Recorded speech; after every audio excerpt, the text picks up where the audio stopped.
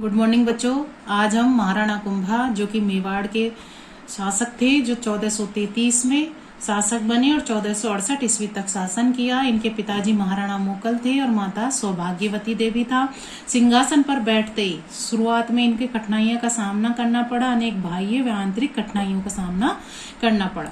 आंतरिक कठिनाई यानी अपने घर परिवार वालों से। मेवाड़ के महाराणा क्षेत्र सिंह की उपपत्नी की संतान चाचा और मीरा महाराणा कुंभा के पिता की हत्या करके मेवाड़ के राज को हड़पना चाहते थे। इस कारण मेवाड़ के सरदार दो भागों में बट गए। एक गुट हो गया कुंभा समर्थक, दूसरा गुट उसके विरोधी जो थे ना चाचा मीरा महपा पवार समर्थक, उनका हो गया। परंतु कुंभा ने विद्रोहियों का सफलतापूर्वक दमन कर दिया। चाचा और मीरा तो मारे गए, महपा पवार और चाचा का पुत्र एक का भागकर मालवा के सुल्तान महमूद खिलजी की शरण में पहुंच गए। अब जब महमूद खिलजी से महाराणा कुंभा ने इन विद्रोहियों की मांग की, तो जब उन्होंने नहीं लौटाए तो महाराणा कुंभा ने मालवा पर आक्रमण करने का निश्चय किया। तो बच्चों, हम महाराणा कुंभा की राजनीतिक उपलब्धियों के विषय में पढ़ेंगे, तो हम पॉइंटों के रूप में पढ़ेंगे जिसे कि हम आसानी से याद कर सके, फिर अंदर हम उनको लिख सके मैटर को। तो पहला पॉइंट है कि राजनीतिक उपलब्धियों में मेवाड़ और मालवा संबंध। तो इनके संबंध अच्छे नहीं थे। इसके निम्न कारण थे। पहला कि दोनों महत्वाकांक्षी शासक थे। महत्वाकांक्षी यानी कि मालवा के महमूद खिलजी भी अपने साम्राज्य का विस्तार करना चाहते थे, इधर मेवाड़ के महाराणा कुंभा भी अपना साम्राज्य विस्तार करना चाहते थे। दूसरा है कि जो मालवा के शासक है उसने मेवाड़ के विरोधी सरदार, जो मैंने अभी ऊपर बताए थे कि चाचा का पुत्र एक्का पवार और महपा पवार, इन विरोधियों सरदारों को शरण दे रखी थी। तीसरा, कुंभा ने सुल्तान से महपा पवार की मांग की, जिसे सुल्तान ने अस्वीकार कर दिया, जिसके कारण कुंभा ने मालवा पर आक्रमण करने का निश्चय किया। अब 1437 ईस्वी में जो युद्ध हुआ मेवाड़ और मालवा के बीच में, उस युद्ध को हम कहेंगे सारंगपुर का युद्ध। सारंगपुर जगह है, वहां पर ये युद्ध हुआ था। इन सारंगपुर नामक स्थान पर दोनों सेनाओं के बीच भीषण युद्ध हुआ, जिसमें महमूद खिलजी पराजित हुए और कुंभा महमूद खिलजी को चित्तौड़ लाए, जिसे 6 महीने तक कैद में रखने के बाद मुक्त किया।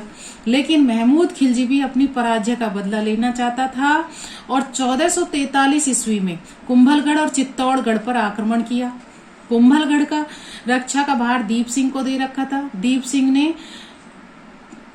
सिंह ने पूरी ताकत लगाकर कुंभलगढ़ की रक्षा करना चाहिए, लेकिन दीप सिंह और उसकी सेना को पराजित कर दिया और मारे गए। तो कुंभलगढ़ की जो मंदिर था नीचे, उसको नष्ट भ्रष्ट कर उसकी मूर्तियों को तोड़कर कसाईयों के मांस तोड़ने के लिए बाट बना दिए महमूद खिलजी ने। लेकिन चित्तौड़ पर आक्रमण असफल रहा।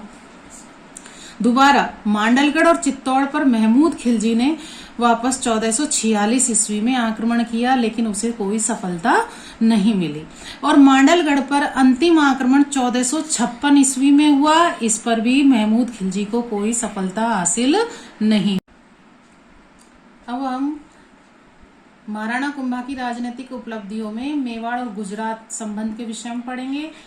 इनके संघर्ष के निम्न कारण थे कि दोनों ही शासक महत्वाकांक्षी थे, अपना शासन राज्य विस्तार करना चाहते थे। दूसरा क्या था कि मालवा और मेवाड़ के मध्य चलने वाले संघर्ष का लाभ उठाना चाहते थे।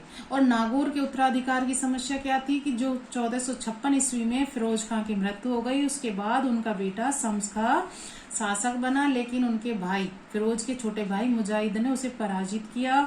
तो शम्स खां ने कुंभा से सहायता लेकर नागौर पर अधिकार कर लिया, परंतु बाद में संधि की शर्तों को उल्लंघन करते हुए बिना कुंभा की अनुमति के नागौर के किले की मरम्मत शुरू करवाई। तो कुंभा ने नागौर पर अधिकार कर लिया। और ये जो शम्स खां है, इन्होंने गुजरात के सुल्तान कुतुबुद्दीन से सहायता की मांग की और अपनी पुत्री की शादी शासक सुल्तान कुतुबुद्दीन के साथ कर दी। और नागौर और गुजरात की सेना ने आक्रमण किया, लेकिन उन्हें पराजय का सामना करना पड़ा। अब ये जो कुतुबुद्दीन शासक है सुल्तान गुजरात के, उन्होंने अपने सेनापति को आबू की विजय के लिए भेजा और स्वयं कुंभलगढ़ की ओर प्रस्थान किया। लेकिन फरिश्ता के अनुसार राणा कुंभा से धन मिलने के बाद सुल्तान कुतुबुद्दीन गुजरात लौट गया। अब क्या हुआ कि चंपानेर की संधि की मालवा और गुजरात के शासक ने कुंभा को पराजित करने के लिए, यानी मेवाड़ के शासक को पराजित करने के लिए 1456 में। तो छोटे प्रश्न में हमें याद रखनी है बच्चों कि चंपानेर की संधि किस किस के बीच में कब हुई। तो इनमें संधि में क्या निश्चय किया गया, अगर हम मेवाड़ पर विजय प्राप्त कर लेंगे तो गुजरात यानी गुजरात के शासक को तो मेवाड़ का दक्षिणी भाग मिलेगा और मालवा का अधिकार मेवाड़ के खास भाग व अहिरवाड़ पर होगा। लेकिन महाराणा कुंभा ने दोनों की संयुक्त सेना को पराजित कर दिया और मुस्लिम शासकों पर विजय के कारण कुंभा को हिंदू सुल्तान के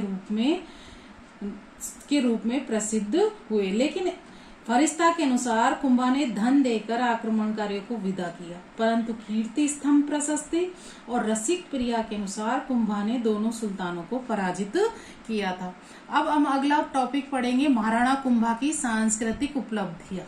अगर बहुत बड़ा क्वेश्चन आता है कि महाराणा कुंभा की राजनीतिक और सांस्कृतिक उपलब्धियां लिखो तो हमें ये पूरे पॉइंट सारे वो लिखने हैं।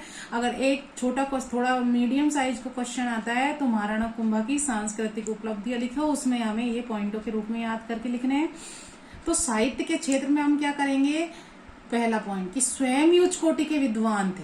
महाराणा कुंभा स्वयं उच्च कोटि के विद्वान थे और एक विद्या अनुरागी शासक भी थे।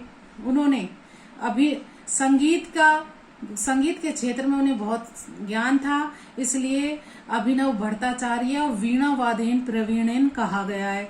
और उन्होंने निम्न 4 ग्रंथ संगीत राज, संगीत मीमांसा, संगीत क्रम, दीपिका और सूंड प्रबंधिका की रचना की और उन्होंने चंडी शतक की व्याख्या, जयदेव के संगीत ग्रंथ, गीत गोविंद और सारंग देव के संगीत रत्नाकर की टीका भी लिखी। उन्होंने मराठी, कन्नड़ और मेवाड़ी भाषा में 4 नाटकों की रचना भी की थी। इसी का ही दूसरा टॉपिक पढ़ेंगे, विद्वानों का संरक्षक थे। कुंभा स्वयं ही विद्वान नहीं थे अपितु वे विद्वान और साहित्यकारों के भी संरक्षक थे, इसलिए उन्हें राणो रासो यानी विद्वानों का संरक्षक भी कहा गया है।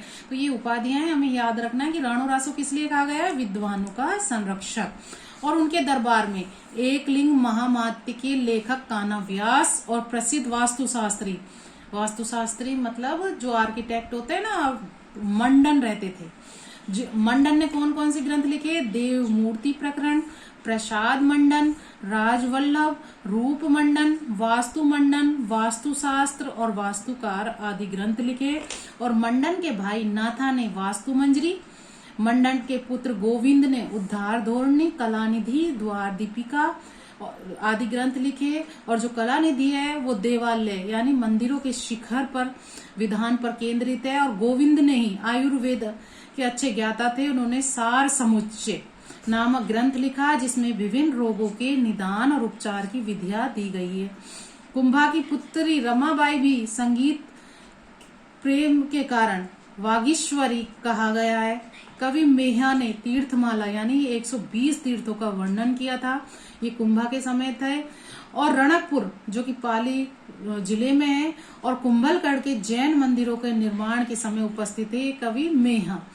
और धारणक साय जो सेठ थे उन्होंने निर्माण कराया था रणकपुर के जैन मंदिर का। दूसरा टॉपिक पढ़ेंगे, अभी हमने साहित्य के क्षेत्र में पढ़ा था पहला, अब हम पढ़ेंगे कला के क्षेत्र में। कला के क्षेत्र में कुंभा का शासनकाल भारतीय इतिहास का स्वर्णिम काल था। उसके समय में स्थापत्य कला, मूर्ति कला, चित्रकला, संगीत कला के क्षेत्र में अत्यधिक उन्नति हुई। अब स्थापत्य कला में हम दुर्ग पढ़ेंगे। महाराणा कुंभा ने अनेक दुर्ग, मंदिर, महलों और जलाशयों का निर्माण कराया। मेवाड़ में कुल 84 दुर्गों में से 32 दुर्गों का निर्माण अकेले महाराणा कुंभा ने करवाया था, जिसमें बसंती का दुर्ग जो कि सिरोही में है पश्चिमी भाग को सुरक्षित रखने के लिए बनवाया था। मचान के दुर्ग का निर्माण मेरों के प्रभाव को रोकने के लिए करवाया था। अचलगढ़ का दुर्ग जो कि सिरोही में है सीमांत क्षेत्र में सहायता पहुंचाने के लिए करवाया था। और कुंभलगढ़ का दुर्ग जिसका कि परकोटा यानी दीवारें ही 36 किलोमीटर लंबी है, जो कि चीन की दीवार के बाद सबसे लंबी है। दूसरा हम पढ़ेंगे मंदिर। मंदिर में चित्तौड़ में कुंभ श्याम का मंदिर, श्रृंगार गौरी का एक लिंग जी का मंदिर का निर्माण कराया। रणकपुर का जैन मंदिर जो कि पाली जिले में है उसका निर्माण भी कराया। तीसरा मुख्य है विजय स्तंभ जो कि चित्तौड़गढ़ के दुर्ग के अंदर है। मालवा के शासक महमूद खिलजी पर विजय की स्मृति में विजय स्तंभ का निर्माण महाराणा कुंभा ने करवाया था। विजय स्तंभ का निर्माण प्रधान शिल्पी यानी मुख्य शिल्पी जेता और उनके पुत्र थे नापा, पोमा और पुंजा की देखरेख में हुआ। विजय स्तंभ 122 फीट ऊंचा है, 9 मंजिलें हैं और उसमें अनेक हिंदू देवी देवताओं की कलात्मक प्रतिमाएं हैं, इसलिए इसे भारतीय मूर्तिकला का विश्वकोश भी कहा गया है। विजय स्तंभ को विष्णु ध्वज भी कहा गया है क्योंकि इसके मुख्य द्वार पर भगवान विष्णु की मूर्ति है, इसलिए इसे विष्णु ध्वज भी कहा गया है। महाराणा स्वरूप सिंह ने 1842-61 के कार्यकाल में इसका पुनर्निर्माण भी करवाया था।